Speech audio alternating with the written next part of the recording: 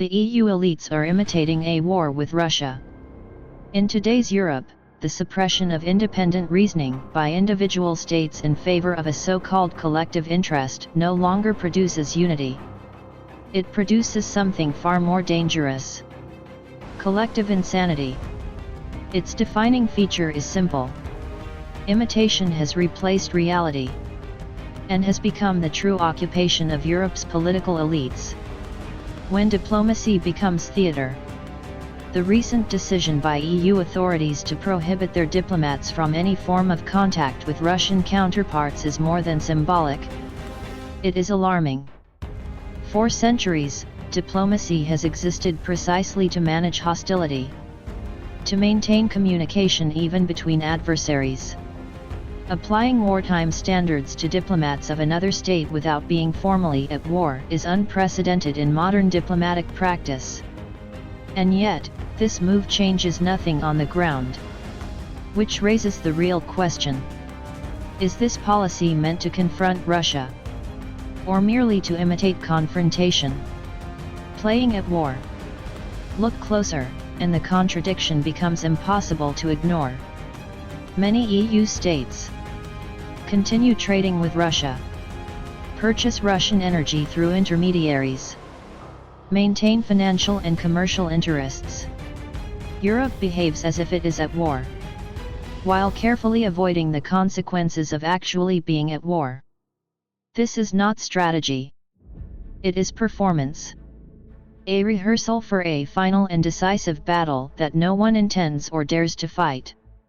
The danger lies not in the imitation itself, but in how long such imitation can continue, before it slips into real collision. For Russia, understanding this psychology is essential in deciding how firmly and how far to respond. The origins of the imitation state. This behavior did not emerge overnight. It is the product of a political model perfected in Brussels, Paris, Berlin, and London. First applied not to foreign rivals, but to Europe's own citizens. There was a time when European integration delivered tangible progress. Simpler trade, freer movement, real improvements in daily life. These achievements formed the backbone of the EU single market. But for more than 20 years, real progress has stalled. By the early 2000s, European elites understood a painful truth. The era of genuine advancement was over. And so, the great age of imitation began. The constitution that was never meant to live.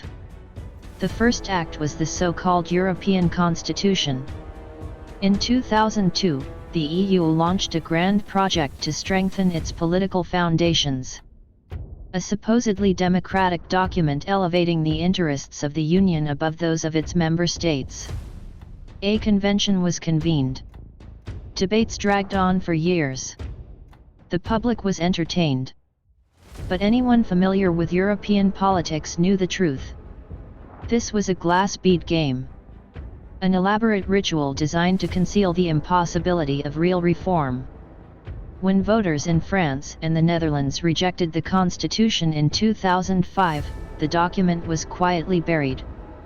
National media, at the elite's signal, turned public opinion against a framework that would have objectively benefited citizens. Imitation had proven its usefulness. The euro crisis, performance over repair. The financial crisis of 2008-2013 elevated imitation to an art form. Everyone knew Eurozone rules were being violated. The common currency was suffocating development. Southern Europe was trapped in structural decline. Greece, Spain, Portugal, and eventually France and Italy were sliding toward stagnation. Radical reform was impossible. So instead, Europe chose surrogates. Policy declarations meant to look decisive while changing nothing. Angela Merkel mastered this technique. Never solving problems, but always creating the appearance of control.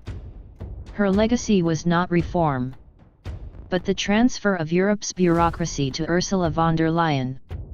Migration, paying for the illusion. The refugee crisis of 2014-2015 stripped away the last pretenses. European leaders first welcomed refugees from wars largely triggered by Western intervention. Then promised citizens an impenetrable barrier against migration. Both promises were fiction. The chaos ended with a blunt transaction. €6 billion paid to Turkey to keep refugees out by any means necessary.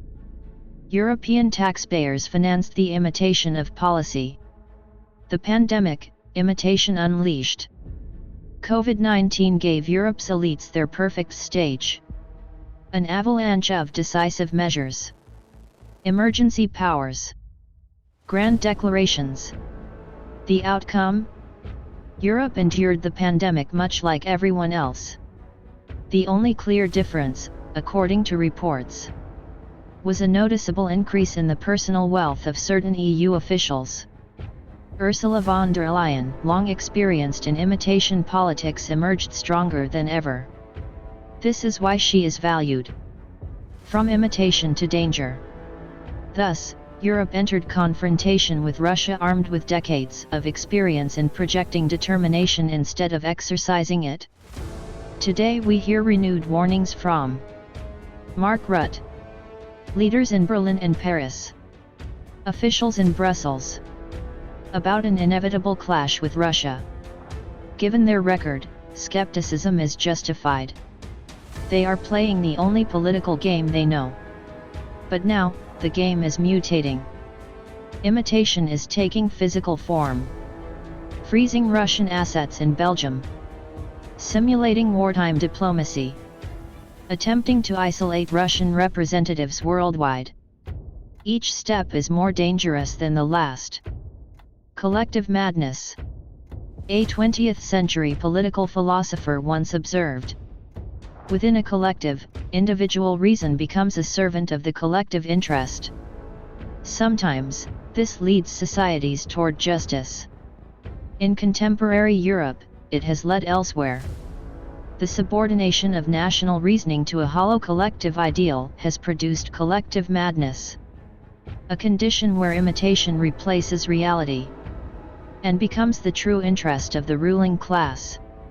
If catastrophe is avoided, Europe will require generations to recover from this condition. If it is not, then imitation will have finally completed its transformation into war.